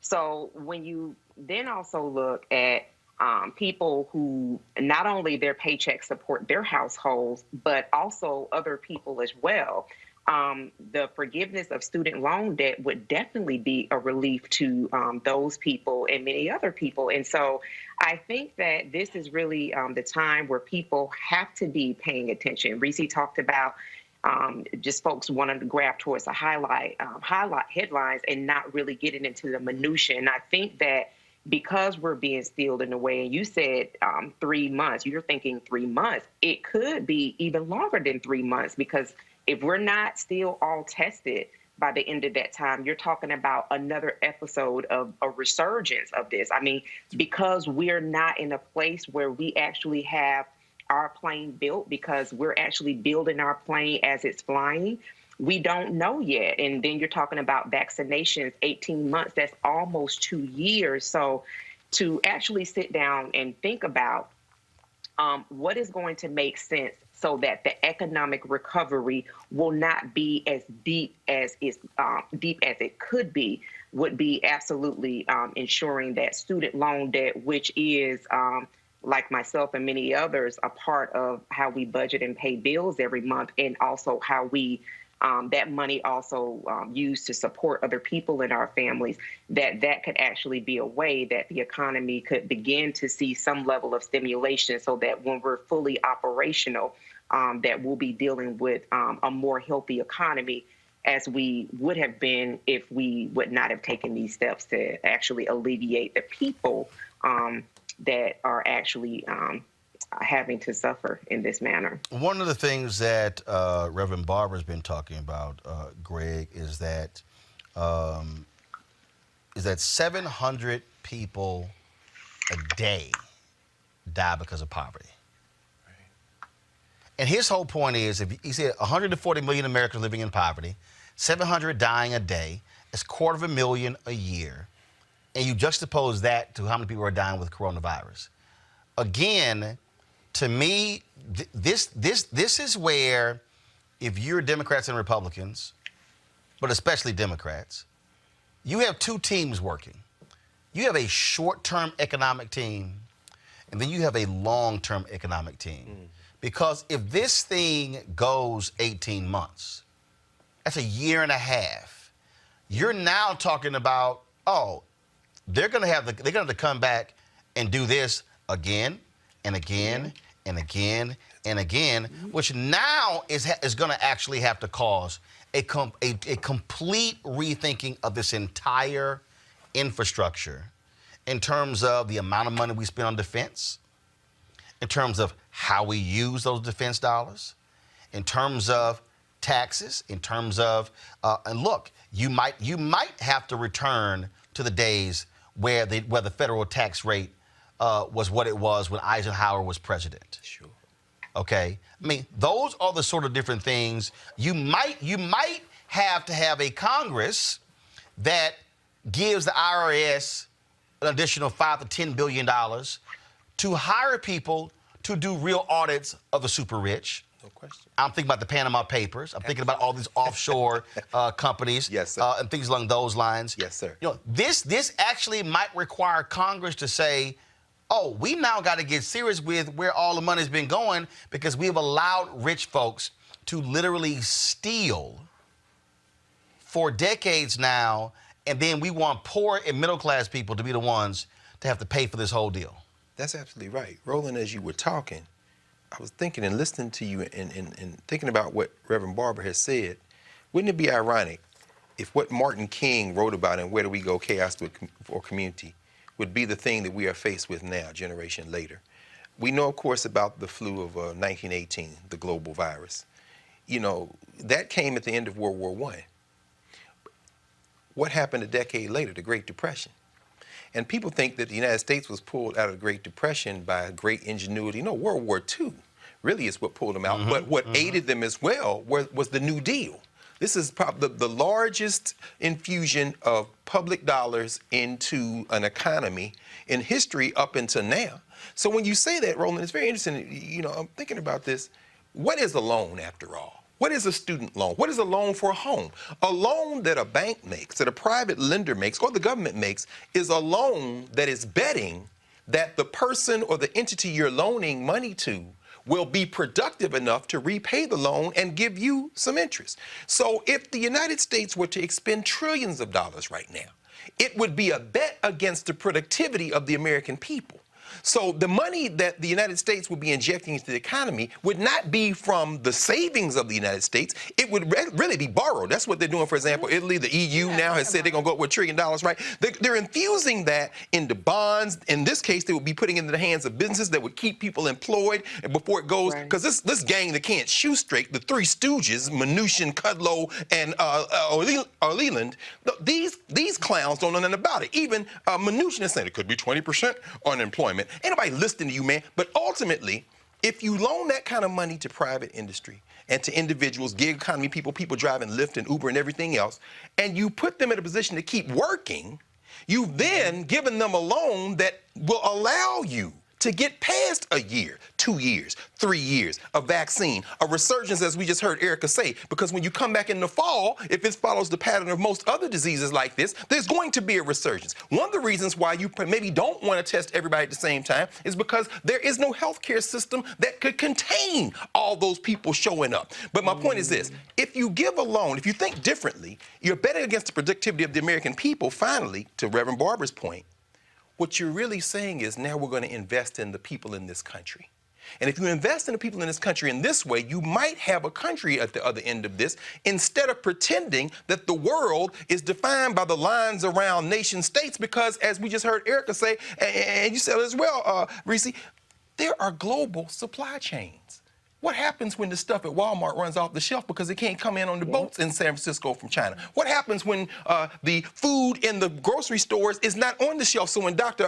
Calder tells us to eat fruits and vegetables, they're not there. Why? Because they can't come in from Mexico or Canada. Right. But you've got to think differently, to your point and to Barbara's point. And if you don't think differently, this whole thing could collapse. And now you got a problem. because you can't bet against the full faith and credit of the United States economy, because the United States economy has been ravaged by the capitalists, by the elite, by the economic elite. These people got to think differently. Right. And Erica, again, what I keep saying is that what this thing is doing, it is exposing every facet of this economy. Yesterday, we talked about 40% of the kids in Dallas Independent School District don't have internet at home. So you got all these people all these policymakers who are making decisions about folks in terms of, pads and computers, and they make the assumption, well, everybody has internet, but they don't. All the people who were bitching and moaning early on about, well, what do you mean we have to keep the schools open to feed children? Because they didn't understand the number of kids who at school was the only place where they're getting getting at least 2 meals, breakfast and lunch. And so that's what this is doing. And again, I think you've got to have individuals who are in Congress. To me, if you're Nancy Pelosi, you got 2 work groups going on. You've got your short-term work group who has to deal with this pandemic over the next 30 to 90 days. Yes. Then you have another team who is saying, if this thing goes 18 months, we now have to be thinking completely different about this because, see, look, unemployment applications, benefits, are exploding. Yeah. Where's that money going to come from? And so now you got to start looking at, again, this entire economy. And because what this thing is exposing, it is exposing the guts of the economy, and people are now going, dang, I didn't realize that. So you got 800,000 people who work for hotels who may very well be out of a job in a week. It's 800,000 people who are not going to have income, who are not going to be able to pay their mortgage or pay their rent or their light bills or their food bills. I mean, that's just that particular sector. We can go on and on and on. That's what this whole thing is exposing, and I think it's making it real for the people when Senator Burr sells off his stock, because guess what? His worth also is largely in that stock, so we know exactly what he was doing. I saw they said his worth is $1.7 million. Most of that was in the stocks he actually sold. So we know exactly what he was doing was protecting his money. Absolutely. And the most vulnerable are the ones who are going to pay the price for that. And then I'm thinking about all the college campuses that have closed, that have canceled. And so those students are coming back home if they have a home to come to. We also have first generation students who college is home for them, right? And that's how they eat. I think that when you're talking about exposing all the vulnerabilities of our democracy, that this is a time that we really see why government is important, and the ways in which government has had several social safety nets for all of us to protect all of us, whether we like it or not.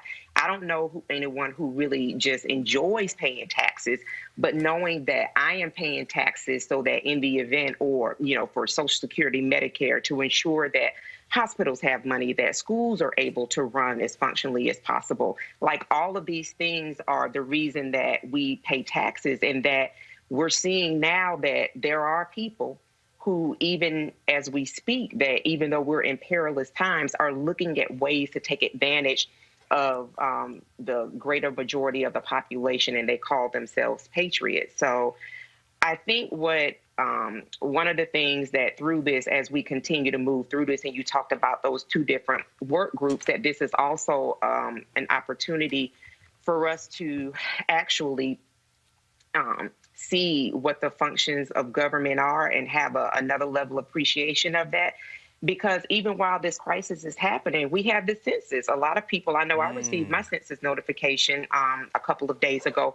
We have the census actually happening, and that the census, those trillions of dollars to help protect communities and make sure that government is functioning, is at risk right now, because look at where all of our attention is being pulled. So I think that the House really, really, really needs to find ways. Reese talked about that messaging piece. I think that there really needs to be very, very strategic ways as well that as we move through this pandemic and have a new normal that will be temporarily in place for some time, that we also do message the importance of other things that are still happening. We don't know, what the delays will be, but things that are still happening that folks need to actually be participatory in as well. This also, Reese, exposes this Republican mantra of tax cuts, tax cuts, tax cuts. Right. Because at the end of the day, you have to have revenue. You have to. You have to. Yeah. And so that tax cut that was given, the corporations took it. 96% of the corporations took the $1 trillion and reinvested it right into a stock buyback. Yeah. And so they were selling it all. It's going to go back into the economy. It's going to go to workers. Never. They were not going to build enough facilities because, first of all, productivity was already high. They had not replaced a lot of the jobs that were lost because of the economic crisis in 2007, 2008. And so it's kind of like, oh, we can get by with less. That's what you're dealing with here. And again, I think at some point, you're going to have your big thinkers and the people who are in Congress who are going to have to start yelling from the rooftops, hey, we had better start thinking about this entire economy and how we fund it in a completely different way. I agree, but I also think that the onus is also on the American people, because what's going to happen is the Republicans are going to push through their tax cuts again, and the Democrats are going to be, all the pressure is going to be on the Democrats to fold like they always end up having to do, because this more pressing hair on fire need needs to be met. And so the American people should be calling their senators right now, particularly the Republican ones, and they should be calling their Congress people and saying, we don't want money we don't want tax cuts for businesses. We want direct relief for the American people. We have to start stepping up. An election, provided that we still have one, is in November. The earliest that we would even have a change in government is in January. That's a long time, so we have to work with the government that we have right now. What was trending yesterday? People versus Pelosi. Today it was people versus Schumer. And so this is where the Democrats that are actually trying to have a broader approach, a more effective approach, are being outgunned, because the pressure is coming on them. The pressure is not going on Mitch McConnell, and people are, holding up Mitt Romney's proposal of $1,000 as like the holy grail. And meanwhile, like Roland, like you're saying, they're sneaking in all this other kind of stuff. And so as long as the Republicans can get away with it, they're going to continue to get away with it. And check this out. Here, we go to my iPad. So someone just posted this here. So I told you all about the Republicans' plan of $1,200 and then $2,400 for a family, and then $500 for every child, okay? But read that last paragraph. Taxpayers with little or no income tax liability, but at least $2,500 of qualifying income will be eligible for a minimum rebate check of $600. $1,200 married. Qualifying income includes earned income as well as Social Security retirement benefits and certain compensation and pension benefits paid to veterans. This ensures relief gets to low-income seniors and disabled veterans. This is y'all. This is a monthly. Well, no, this. I know those $2,500 is what, per month, or is that no. total That's the This is the recovery checks. I know, but I'm saying go back. If you got 2,500 taxpayers with little or income tax liability, but at least 25. That's one time. So, but the problem with this is, and again, is that people are going to see the $1,200.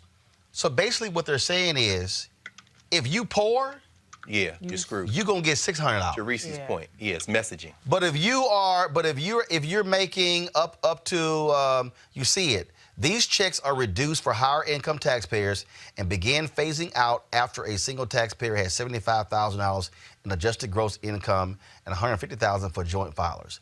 So what they're saying is that, if you're single and you're making up to $75,000, well then you can get up to $1,200. So basically what they're saying is, if you're making more. This is what they're saying. If you're making more money, you get more money. Right. But if you are a poor American, Erica, come on, you get less.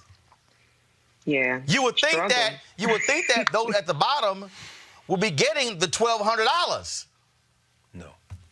No, they're not a corporation, and the poverty is a business, and there are too many people, too many institutions that actually do flourish in poverty. It's the people that suffer, and so until people are seen as actual human beings and not pawns on a chessboard, then and I'm thinking about that and thinking about the ways with which this regime has totally bungled what we are experiencing now. So until that becomes a level of priority, and for me, I would be able to see that and take that in a little bit more with the student loan debt cancellation. That, for me, is definitely a demonstration of people as a priority. But until we actually see that as a real model, something that people are actually advocating and actually demonstrating and actually doing, we'll continue to see proposals like this brought forth, or actual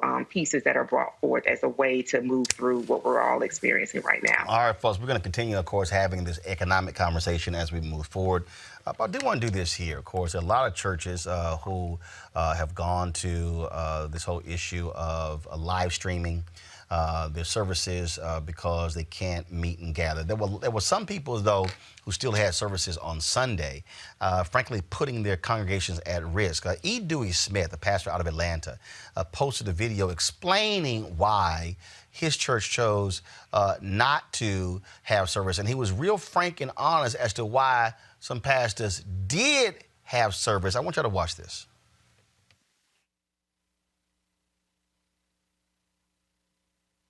I don't want to get into no fights with pastors, but let me say this. Our mortgage here at our church is $100,000 a month. Our light bill here at our church is $40,000 a month. We have 50 employees. We got a counseling center. We have a human trafficking program that we sponsor. We're building a church in Africa. When we don't have church, that threatens our operation. We're like other. So for us, when we made a decision to close our church, public worship services, that was not a fear. That was because we had regard, and for me, I love my members, and they want to put them in a position where they be sick. The faith for me was not in having church. The faith for me was saying, you know what, we're gonna prioritize people's safety and trust that God's gonna help the people to meet our needs financially. That was faith.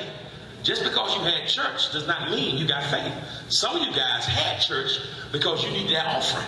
And you put people in jeopardy. Some of you did that. Now, I'm not speaking fair about it, but for us, we decided to not have worship because we didn't want to risk our susceptible demographic, those who are over 60, because all the scientists, all the medicine people are telling us, health, CDC, WHO, all the organizations are saying this thing is pandemic.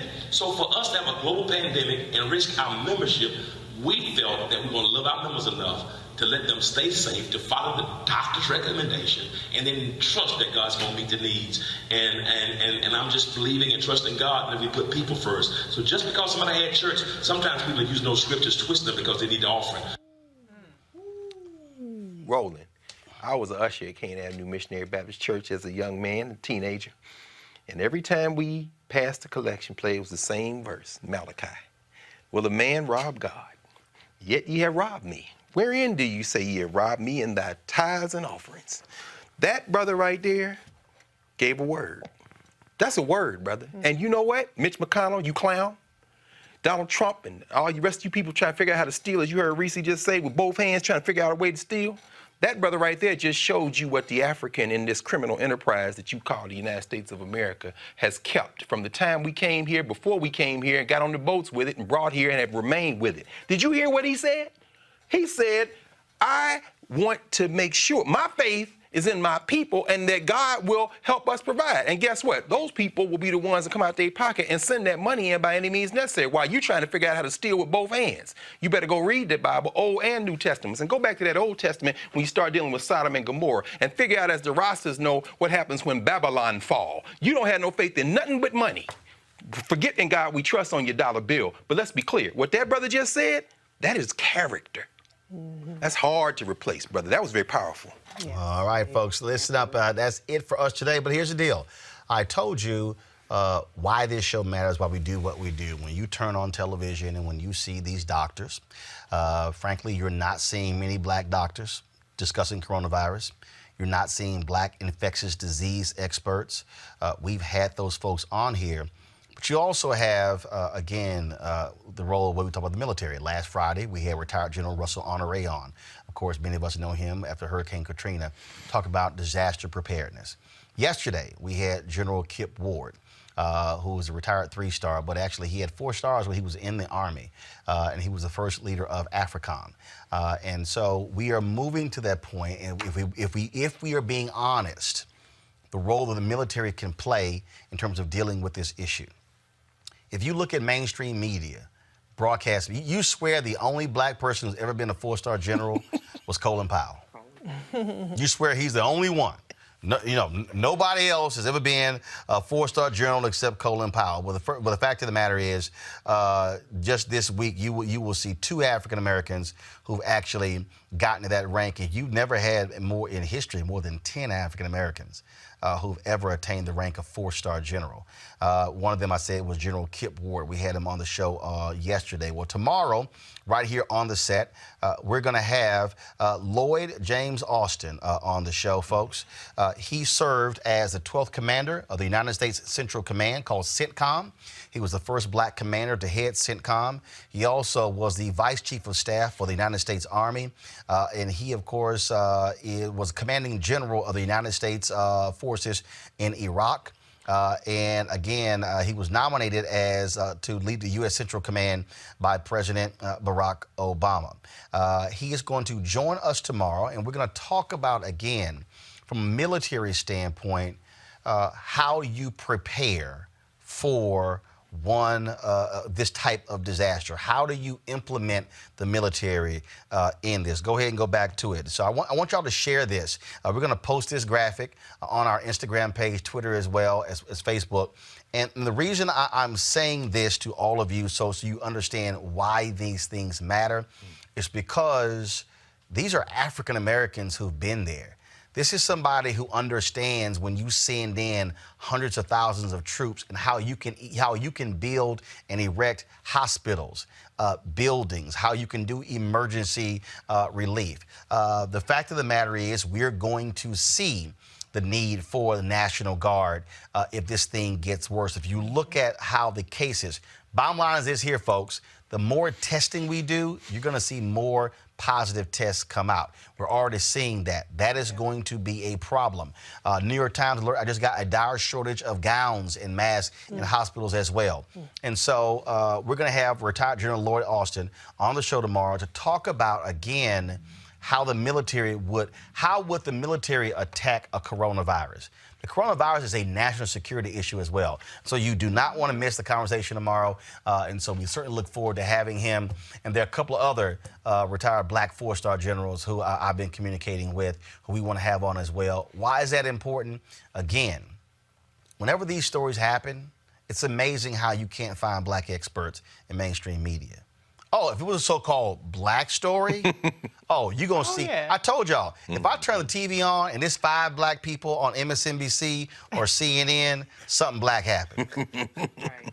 It's amazing how quickly they can find black experts when it's so-called it's a black story. But when it's a story like coronavirus, it's as if we don't have black experts. Well, that's why on this show we do. Also, want to thank all of y'all watching. In fact, we've never on YouTube had more than 4,000 people watching at one time. We actually crossed that threshold today for the first time, 4,035 of you watching. We've had more than 1,100 watching on Facebook. I think the most people ever had on Facebook watching at one time was around 2,700 or 3,000. That's number, you think that number's going to go up now with everybody staying at home? No, numbers have been going up. And so we've seen that increase. We want y'all, though, to keep sharing our show, supporting what we do. I've seen some of you who have been giving to us on YouTube, and I certainly appreciate that because, again, folks, you're not getting this information other places as well. You're not actually seeing that, and that's why we do what we do. So we certainly appreciate it. All right, folks, I want to thank Erica, I want to thank Reese, I want to thank Greg for being on our panel, all of our guests as well. We'll see you guys tomorrow right here, Roland Martin Unfiltered. Stay safe. wash your hands, do not congregate, and tell your kids, watch this show and read. Don't have them playing games all damn day. Come on, brother. Feed the minds as well. You got it? I'll see y'all tomorrow. Holla!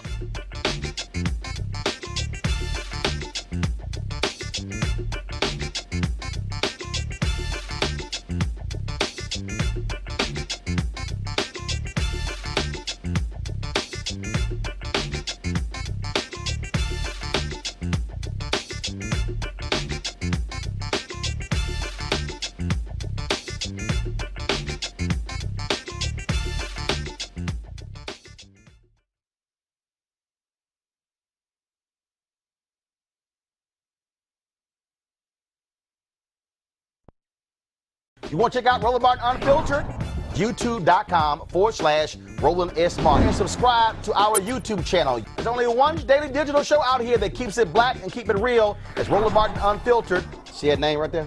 Roland Martin Unfiltered. Like, share, and subscribe to our YouTube channel. That's YouTube.com/Roland S. Martin. And don't forget to turn on your notifications so when we go live, you'll know it. Hey everybody, this is your man Fred Hammond, and you're watching Roland Martin, my man, Unfiltered. Hi, this is Essence Atkins, and you're watching Roland Martin Unfiltered. Hey yo, Peace World, what's going on? It's the Love King of R&B, Raheem Devon, and you're watching Roland Martin Unfiltered. Hi, my name is Brescia Webb, and you're watching Roland Martin Unfiltered. Ow. Well, I like a nice filter usually, but we can be unfiltered. What's going on? This is Tobias Trevelyan, and if you're ready, you are listening to and you are watching Roland Martin Unfiltered. What's up? I'm Lance Gross, and you're watching Roland Martin Unfiltered. Hi, this is Cheryl Lee Ralph, and you are watching Roland Martin Unfiltered. I mean, could it be any other way? Really? It's Roland Martin.